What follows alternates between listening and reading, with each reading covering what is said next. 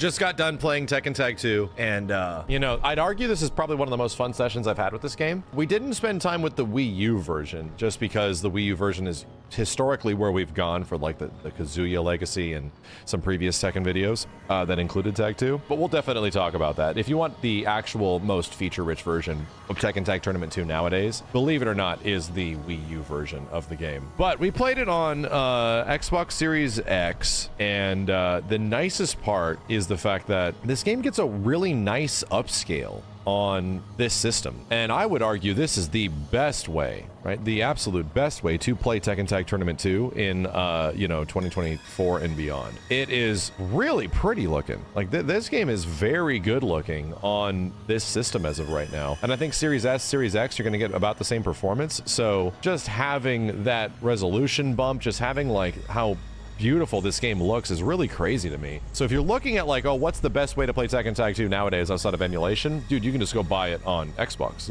Just go buy it on, if you have an Xbox, go buy it on Xbox. There's no shit really good on here, and just get a converter if you have a PlayStation controller or something. So speaking on that regard, I noticed this as we were playing through and I was trying to figure out how this game operates. Like, how does this game function? How do these tag things actually work? And I realized how much fun I was having and how much this reminds me of sort of the relationship between Tekken 3 and Tekken Tag 1, where this game existing, in my opinion, makes Tekken 6 kind of redundant, where T6 is a game that obviously introduces a lot of the elements that composes how Tekken Tag Tournament 2 works. But the way Tekken Tag 2 works, man, is like, well, why would I ever go back to Tekken 6? There's a couple of cool things in T6, some good music here and there, but I feel like just visually and roster and options, like there is maybe less offline options in this game, but if we're talking about raw gameplay, I don't see much of a reason to jump back into Tekken 6 nowadays, because in Tag 2, you can just play, you know, team mode or single mode and fight one character versus another character, or two characters versus two characters. But obviously, the big elephant in the room with Tekken Tag Tournament 2 is its sales, because we have to address this was the worst selling Tekken game of all of them, and would shockingly almost set up Tekken to be almost sent to a graveyard again since Tekken 4. And Tekken 4 set up for some pretty crazy stuff. Tekken almost ended right there, and this series felt like it could have ended here, but it obviously didn't. What it did do was make it so that Tekken 7 didn't get a huge budget at the start because of its arcade versions, so it was kind of a budget game. Anyway, this game does not sell well, and there's a lot of reasons where you can go back and think about it, where there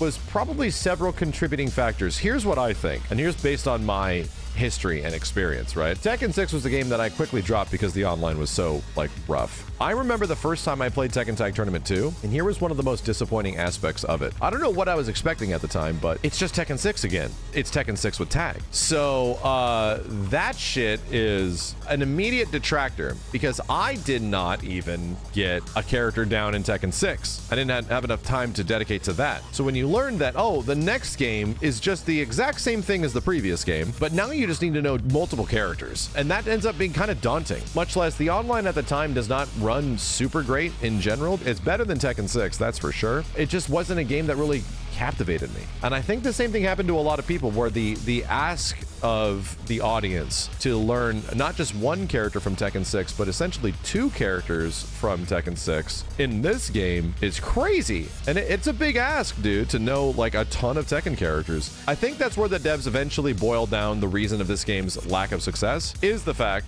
that asking an audience member that is like one of the general not Tekken diehards, people that just like the game for the game being the game, but not, you know, maybe just to play it super hardcore. It's just asking a lot of them. It didn't help that at the time, like for team-based fighting games and 3D fighting games were not doing super great at this time. Soul Calibur 5 was also not doing super good. Tekken 6 being, you know, not a game that's specifically bad, but didn't really catch anybody. What I kind of think it is, I think Tekken 6 set up Tekken Tag 2 to fail, because Tekken 6, while not a terrible game, does not grab an audience the same way that obviously Tekken 5 does. And we used this comparison before. Tekken 3, massive selling game, one of the biggest fighting games of all time, right? Guess how much Tekken Tag 1 sold on PlayStation 2? And what is Tekken Tag 1? Just a way better version of Tekken 3. Okay, so you think it's going to get a lot of sales, right? You think it's going to be huge. Believe it or not, Tekken Tag 1 only sells like 2 to 2 to 2.5 million or something like that. The sales aren't astronomical in comparison to Tekken 3, which is just huge. So you compare that to now, Tekken 6, a game that doesn't pop off super well, but doesn't do that bad. It does okay. It does like 3.5 or something like that. So if we're doing the comparison of the previous game to a tag game and now the previous game to another tag game, oh man, the fall off was pretty huge. And to be real, the percentage of adoption rate in comparison to the previous one is kind of the same. But here's what I think a lot of people love about Tekken Tag 2. You get a lot of people that are like, this is the best Tekken game. This game is essentially the Mortal Kombat trilogy. And we were saying it's like the Marvel Infinite. I'm like, no, that's not a good example. You know how like a ton of casual folks are like, dude, MK Trilogy is the best Mortal Kombat. It's the best one. It's got the most characters and shit. It's the best one.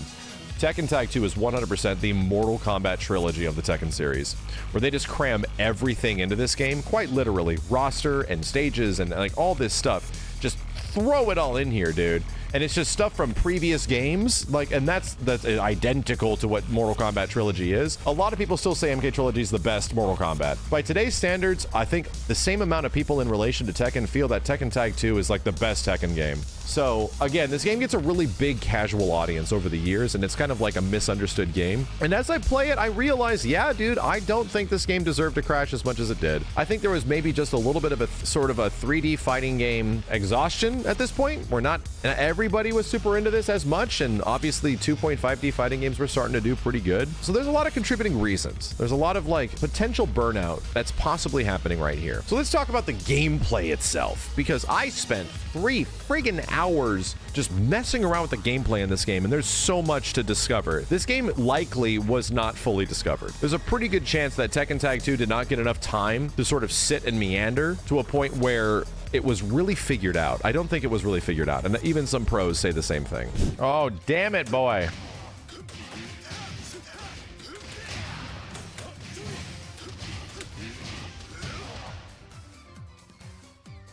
This is fucked up. This is messed up. This shit is fucked up, dude. There's just so much stuff you can do in this game. The bound system is back. You can tag in on launchers similar to Tag 1. You can now bound into tag that does all this crazy rage stuff now. Floor breaks, wall combos. It is just the goddamn kitchen sink of crazy situational horseshit. So, and I used this example before. On top of the fact that, you know, you got to learn a B&B for a character. Well, it's a Tekken game. You got to know a B&B for every launcher. And then you got to know a B&B for your counter hit launchers and all this kind of stuff, right? Okay, so now you know that. Just to explain how daunting this game is to learn. And then you also have to learn, all right, so when I do my bound eventually in my combo, when I bring in my other character, which move do I do? And depending on the situation, do I want to do a corner carry move? Like, which move do I do? So there's different things for all of those. And then on top of that, you also have your enders, which will change depending on the situation of damage, as well as positioning to the corner and all this shit. So there's like a huge amount of shit you have to learn, bro. You can't just pick up this game and start playing it and be okay at it. No. If you weren't deeply ingrained into Tekken 6, you were light years behind, man. And the game was asking you to like learn almost 3 times as much shit in this game compared to Tekken 6, so it's just like woof. On top of that, yeah, rage mode is just whack. It's even more brutal than it was before. You can just lose a character by a couple of random moves with rage mode, and they'll just die, dude. Funny enough, we get other crazy mechanics like tag crash. It's just one of the craziest things that has been ever added to Tekken. It's effectively like a combo breaker that uses your rage, from what I understand. And I will say, it feels like the hardcore Tekken fans, which is effectively who this is made for, right? This is a game that thrives on its roster and gameplay. So the majority of your time is going to be spent figuring out this game's systems and how to optimize it and do all the crazy shit, right, to get so good at it. Because I really feel if we're talking about training mode games, like some of the best training mode games are Marvel 3, Dragon Ball Fighters, and I honestly think Tekken Tag 2. You'll always learn something crazy with this game. But because of that, it's where the meat and the bones are. And there is still a lot of content in here. We played Fight Lab, and it's actually kind of cute. You get to like make a combat. It is a tutorial mode that's effectively teaching you how to use all the tools in the game, and it's kind of goofy, and you get to like make a character. You get to make a combat, which is kind of nice. I remember liking it. I liked it more now than I did when we made videos on it back in 2012. Not to mention customization. There's stuff to come back here for customization. Customization now has decals, and that is an option. that is crazy. You can equip decals to customization Peaches. You need a shirt. All right, I'm buying a shirt. I don't wanted to throw them all over my body. Okay, I bought that. It was very expensive. I love it. I love it. Jin's looking good. Excuse me, but graphic design is my passion. And then obviously single player offerings are like endings for all the characters in the game. And there's a shit ton of characters, like 52 characters in this game. It literally has every single goddamn character like ever in a Tekken and more. It seems like it has everything, but it just doesn't catch the casual audience that usually keeps Tekken alive. It just doesn't get them. Instead, you got a game that's essentially made for the players. I think more than any Tekken ever before, Tekken Tag Tournament 2 is a game for its players, for the people that want to utilize its systems and just have fun and see crazy shit. The one thing I will have to say, because they picked up off so much of the assets of Tekken 6 and just adopted all that shit over, right? The budget of this game mostly went into figuring out, okay, so if we have a lot of these assets before, where do we spend this budget? There's all this like flavor all over this game. And the flavor comes in the fact that like there's a lot of stages, there's a lot of music, and there's a lot of crazy nuance between the characters. So we're gonna check it out soon, the tag throws and stuff, but character interaction, like intros and outros and all this stuff, there's a metric ton of it. There's so much of it that it's crazy, dude, of just weird nods of characters like acting to win poses with characters. Like there's so much of it throughout this game that it's insane. You can watch YouTube videos for hours just demonstrating all the crazy small Easter egg shit that is just glittered and sprinkled throughout this whole game. It's astronomical. It's so much that I just need to focus on like the tag throws. So we'll like, you know, figure out that and actually rate the tag throws, which is something I've been meaning to do for a very long time. What the fuck is going on? What the fuck is what? What the fuck? What the fuck? So that's where you see like the love and care. Obviously, like a ton of love and care, even compared a bit more to Tekken 7, which would sort of be lacking in a lot of those ways. It'd sort of be missing a lot of that special touch. Also to mention, a lot of people think this game is visually the best Tekken, and I might agree, maybe. I might actually think this game has a better quote-unquote art style than Tekken 7. I just might think so, because I really think this game looks very good. I love the way this game looks, man. In comparison to some of the maps and some of the characters and some of the ways that Tekken 7's character models look and the way its stages look, I don't know, there's just something about this game that just looks so nice. I think this is kind of a special game. I really do. And while I see the redeemable aspects in a game like Tekken 4, you see it, dude. Tekken 4 has some ridiculously cool stuff, but when it boils down to the gameplay, it's not that much of a fun game to play. It's a fun game to go back and like look at and sort of like analyze and realize how much of Tekken 4 hits and how different of a game it is. But that's the other game I can compare this to is obviously T4, because these are big deviation games. Tag 2 is a game that just wants you to mess with its systems. It just gives you so much shit to deal with, so much stuff to figure out. Characters have so much mobility. I feel like we don't get the same character like mobility in this game. If we have to go back to like Tekken 3 or Tekken Tag 1 or some shit, dude. Characters just are moving like crazy, but it's a very volatile game. And I will say, it does feel like a lot of super hardcore Tekken folks don't really like Tag 2 that much. When you eventually get to like the highest level of this game, it becomes kind of toxic, bro. There's some very funky shit at the highest level of this game. There's also some very fun discovery stuff, but its core mechanics kind of lead to a very frustrating experience.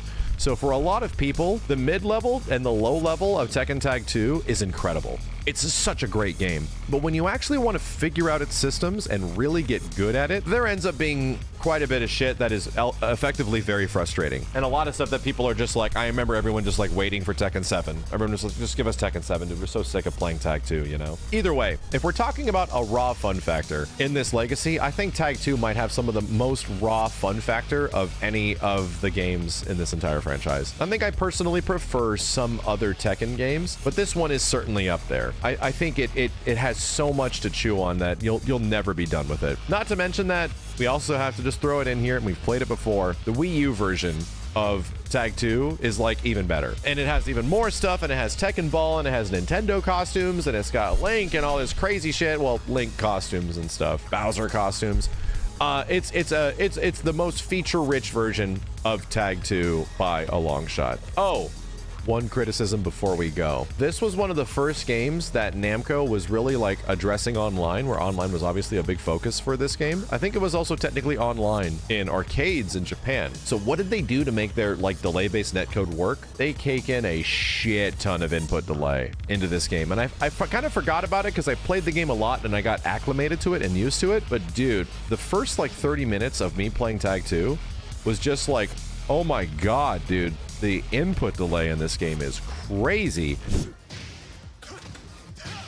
God damn, this game has so much input delay, though. It's so difficult. I have to get used to it every time. There's no way to get rid of the delay. No. This game has caked in input delay into the engine of the game. This game runs at a native 8 to 9 frame input delay, period. It feels like I'm playing online right now. I find electrics, like true electrics, so hard in this game because of the input delay, dude.